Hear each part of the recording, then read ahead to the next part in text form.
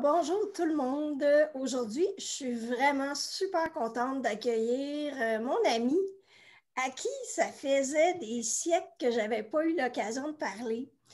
Mon amie Amélie Prévost. Salut Amélie. Bonjour Catherine, comment ça va? Ça va bien.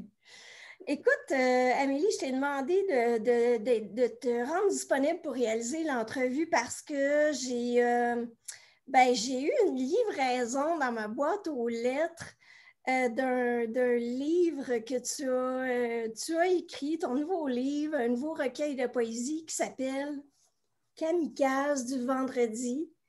Je veux vous le montrer parce que je trouve que le livre est tellement beau et te dire à quel point c'est un plaisir de t'avoir avec moi aujourd'hui. Merci, Amélie. Ben, ça me fait plaisir d'être avec toi. Effectivement, c'est le fun dans cette année où on ne voit personne. Les gens qu'on a l'habitude de voir quelques fois par année au moins, là, c'est comme il y a un gros vide. Donc, même si c'est par visioconférence le mot de l'année, ben, c'est le fun pareil de te voir, de te parler. Eh oui.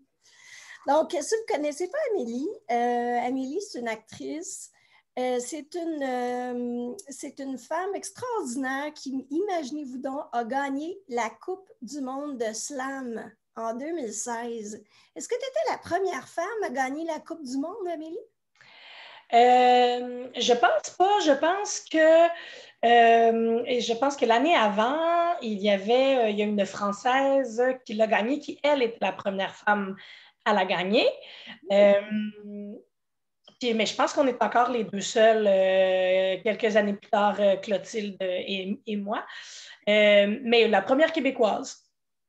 Ben, en fait, la première femme québécoise. Ah oui. Voilà. Donc, c'est ça. Puis en plus, Amélie, tu fais de la traduction pour le théâtre, de l'adaptation et tu as écrit ce nouveau recueil de poésie, Kamikaze du vendredi. J'aimerais commencer par te poser une question qui peut-être va te faire rire, mais moi, je me suis vraiment questionnée. En ouvrant ton recueil, j'ai regardé la table des matières. Et la table des matières, dans le fond, tu as regroupé tes textes par jour de la semaine. Oui. Donc, mardi, mercredi, jeudi, vendredi. Mais pourquoi il n'y a pas de lundi? Moi, j'adore cette semaine qui commence le mardi. Et effectivement, on est arrivé, en fait, on a monté, ce livre-là, il s'est créé à partir de textes qui n'étaient pas regroupés au départ en jour de la semaine. Ce n'est pas un texte que j'ai écrit en partant du concept. Je ne me suis pas dit, je vais écrire un livre dont les chapitres seront des jours de la semaine. Je me suis retrouvée avec entre les mains un manuscrit composé de plein de textes différents, tous écrits sur commande dans un même contexte, sur des thèmes imposés, sur des thèmes différents à chaque fois.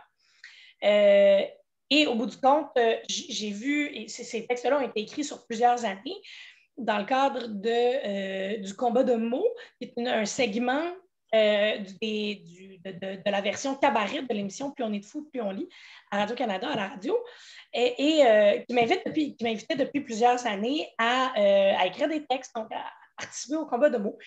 Et tous ces textes-là s'accumulaient dans l'ordinateur au fil des ans, des mois et des années, dans un petit document, mais il n'y avait pas...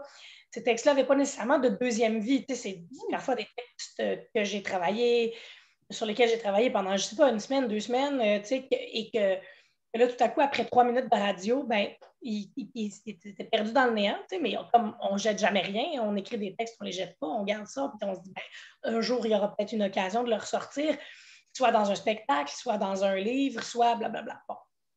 Alors, au bout de 4 années de ça, j'ai fait la rencontre de Marie Baudouin, qui est l'éditrice chez Planète Rebelle, lors d'un festival de spectacles de paroles vivantes.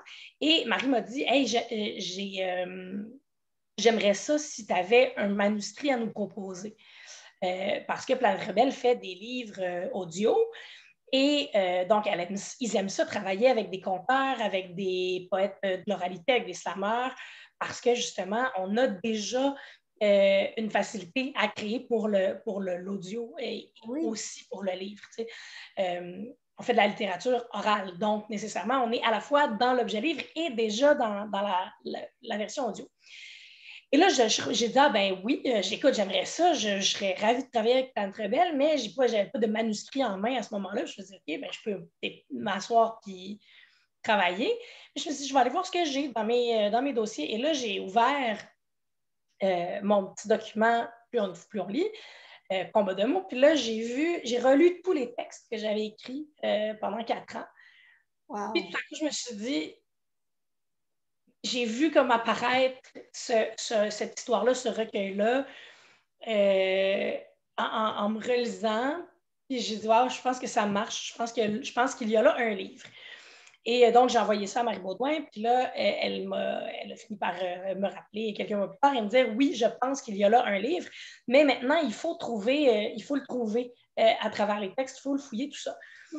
Puis, ce qu'il y avait dans ce texte, dans ce manuscrit-là, c'était d'abord comme 4 années de vie, 4 années d'existence à écrire des textes. Puis le concept des combats de mots, c'était beaucoup, surtout au début, ils nous donnaient le thème le vendredi, puis le vendredi suivant, on devait aller à la radio performer le texte qu'on avait écrit pendant la semaine. Donc, c'est une semaine pour écrire un texte. C'est quand même pas long, c'est quand même... Et donc, on n'a pas le choix de travailler avec ce qu'on a, avec un peu l'impulsion du moment, avec ce qui se passe autour de nous. Et donc, j'ai vu un peu ma vie où ces 4 années-là de créer un portrait. Finalement, c'est pas du tout autobiographique, là, au sens où il y a plein de choses là-dedans qui sont carrément du domaine de l'histoire racontée, du conte, des choses qui ne sont pas nécessairement auto-fictionnelles, mais il y a des personnages qui sont apparus là-dedans, qui revenaient d'un texte à l'autre. Puis on a, avec l'éditrice, travaillé à juste faire émerger ces personnages-là, puis ce décor-là, puis cette espèce d'histoire-là qui se tisse d'un texte à l'autre. Et comme le contexte de création, c'est celui de livrer un texte le vendredi, voilà, on s'est dit, l'histoire de ce livre-là, ça va être celui de l'auteur qui, semaine après semaine, année après année, se met au travail et se met à écrire, et c'est devenu un compte à rebours. Qui part le mardi, comme du mardi, mercredi, jeudi et vendredi, il y a la création du texte. Après, pour créer la boucle de ta question, qui était comment ça, il n'y a pas de lundi dans cette semaine-là, la réponse, c'est parce que nous, ce qu'on a vu émerger de ça, c'est 4 jours chronologiques avec des heures. On a vu le portrait d'une semaine se dresser. Cette semaine-là commençait le mardi. Puis on s'est dit, voilà, on fait ça, on part le mardi. Puis de toute façon, le temps, c'est sphérique, c'est rotatif, ça recommence tout le temps. La semaine commence le lundi parce qu'on a décidé que, mais ça reste une construction là, sociale, là, parce qu'en fait, c'est juste une succession de jours. Puis, d'ailleurs, le livre se termine le vendredi, mais on a mis une page de chapitre à la fin, on a mis une page samedi. Ah, c'est vrai? À la toute fin du dernier texte, on a fini avec une page samedi. Justement, pour indiquer la boucle et le recommencement et le fait que cette affaire-là, ce livre-là, c'est à la fois une semaine dans la vie du personnage qui écrit, mais c'est aussi 4 années où le cycle éternel du quotidien qui recommence tout le temps. Donc, c'est comme un livre to be continued. Oui, un peu, exact. Oui, et puis, je continue à faire ça depuis qu'on a fait les choix de texte pour le livre, parce qu'évidemment, tous ceux que j'ai écrits ne sont pas dedans. Là, on a quand même réduit un peu. Oui. Mais j'ai continué à en écrire d'autres. Puis je pourrais faire une deuxième semaine. Je pourrais déjà commencer une deuxième semaine avec tout ce qui s'est passé, tout ce que j'ai écrit depuis que le manuscrit a été déposé. Fait que c'est ça aussi. L'écriture, elle va tout le temps vers l'avant. Là, ça continue tout le temps. Voilà. Merci pour l'explication qui, ma foi, super intéressante. Écoute, j'aimerais ça que tu me parles de l'aspect balado. Explique-moi comment ça s'arrime au livre. Peux-tu m'en parler un peu plus? Oui. Ben oui, ce qui est intéressant, c'est que, bon, avant, Planète Rebelle insérait un CD dans ses livres, mais ça, tu sais, c'était au 20e siècle. Et dans la période transitoire entre le 20e et le 21e. Maintenant, ça ne sert plus à rien des CD pour la plupart des gens. Donc, on a accès au balado, à une version, je ne dirais pas la version audio, mais une version audio du livre à partir du code QR qui est à l'intérieur. Donc, mais on n'a pas voulu créer juste une version lue. On aurait pu juste enregistrer ma voix qui lit les textes très simplement du début à la fin, puis dire, bon, ben comme la fée Clochette dans les contes là, de notre enfance, là, sonne la cloche, tourne la page. On a fait le choix d'aller ailleurs, puis de travailler pour vraiment créer une œuvre sonore pour que la version audio ait une texture, ait une personnalité, puis que ce soit une œuvre en soi. Que ce soit que le livre et la version audio, à la limite, fassent chacune leur vie de façon plus ou moins indépendante. Et on a travaillé, puis parce que le médium du balado ou la version audio, pour nous, ça valait la peine d'être travaillé, d'être approfondi. C'est des portes ouvertes sur quelque chose sur un autre médium complètement. Donc, pourquoi juste l'effleurer alors qu'on peut carrément rentrer dedans? Puis les producteurs, l'équipe de production du balado m'a proposé de travailler avec l'artiste sonore Chantal Dumas, qui est une créatrice sonore, qui n'est pas une musicienne, qui fait de l'installation muséale, qui fait toutes sortes de choses avec le son, très, très intéressantes. Et donc, on lui a dit, ben, go, propose. Vas-y avec ton univers, propose-nous des choses. Donc, on a parlé des textes beaucoup. On a refait une sélection parce qu'on ne voulait pas mettre tous les textes du livre dans le balado. On trouvait que ce n'était pas nécessaire. On voulait garder au livre aussi des exclusivités. On voulait qu'il y ait encore, parce qu'on aime la version papier, puis on veut que les gens aient le réflexe aussi d'aller vers le livre. Parce que c'est facile, le balado, tu cliques, tu l'écoutes de chez vous dans l'ordi, il est gratuit, le balado, n'importe qui peut y accéder. Mais on voulait, c'est ça, garder l'intérêt face au livre. Donc, on a créé vraiment une œuvre sonore qui est une semaine différente. Il y a des textes qui ont changé de journée. On a créé un autre chemin. Donc, c'est vraiment une alternative. C'est vraiment une version B de Kamikaze du vendredi. Puis les textes sonnent pas pareil. Ils sont amenés différemment. Ils ont une nouvelle couleur selon l'ordre dans lequel ils sont placés. Tu me donnes le goût d'aller l'écouter parce que c'est quelque chose que je n'ai pas fait encore. Puis ta description rend ça tellement alléchant puis intriguant que c'est clair que je vais aller me délecter de cette écoute. Yes! Notre entrevue. Maintenant, comme effectivement, tu es une conteuse, tu es une slammeuse, ben, j'avais le goût, pour les gens qui ne te connaissent pas, de t'entendre nous dire un de tes textes. Et j'ai choisi pour l'occasion le texte L'espoir. Oui. Soit dit en passant, s'il y a des femmes qui découvrent Amélie, je lui avais déjà commandé un texte qui est déjà sur le site. Je mettrai le lien suite à cette entrevue pour que vous puissiez aller écouter le texte qu'elle avait écrit sur la thématique des femmes sans enfants. Donc, revenons à nos moutons. Nous sommes le vendredi. Oui. Et on se prépare à t'écouter, donc à nous dire ton texte intitulé L'espoir. Je vous admire parce que même si le monde est vaseux, vous refusez de 1000 façons de vous enliser. Je t'admire, toi qui laisses trembler la terre sous les pas écorchés qui te mènent là où on te donnera aujourd'hui ou demain ou la semaine prochaine un bidon d'eau, un sac de riz ou un laissez-passer pour la paix. Je t'admire Toi qui fais l'amour avec précaution toutes les 48 heures en glissant un oreiller sous ton bassin pour que l'angle encourage la rétention du sperme et une fois par mois, tu fixes la petite ligne qui n'apparaît pas.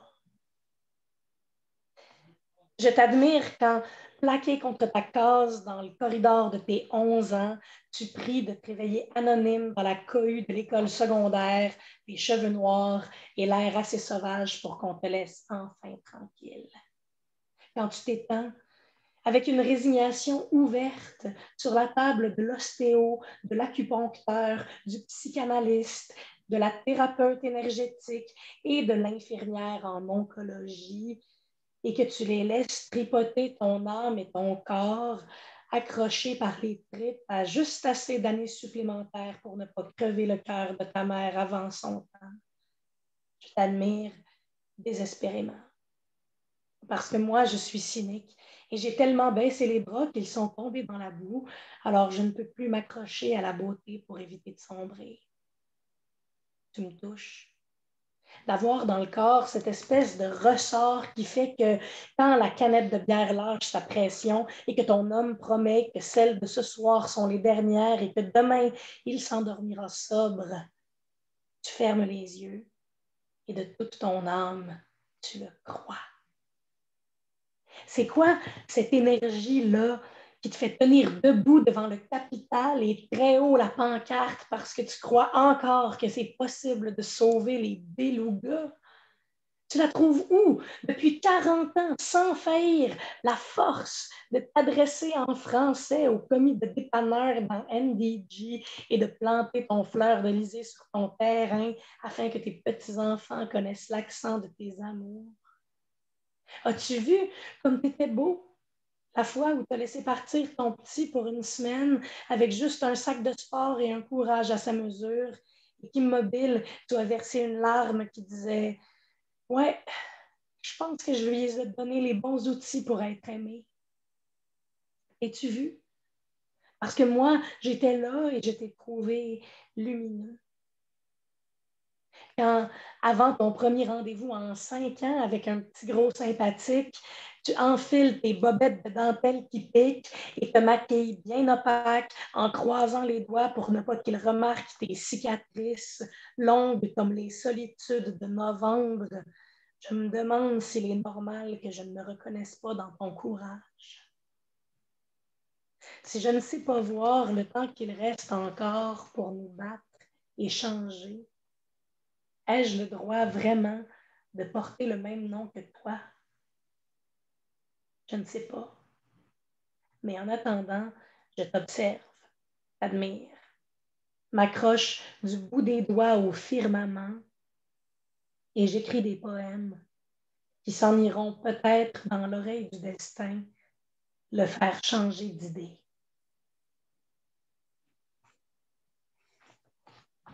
Voilà. Moses d'Amélie Prévost. Ah, merci. Mais de rien. Alors, C'est un texte, ce texte-là, il existe, il a existé déjà beaucoup parce que c'est un des 2 textes de tout le livre qui a déjà fait son passage sur scène, qui a déjà été intégré à un spectacle.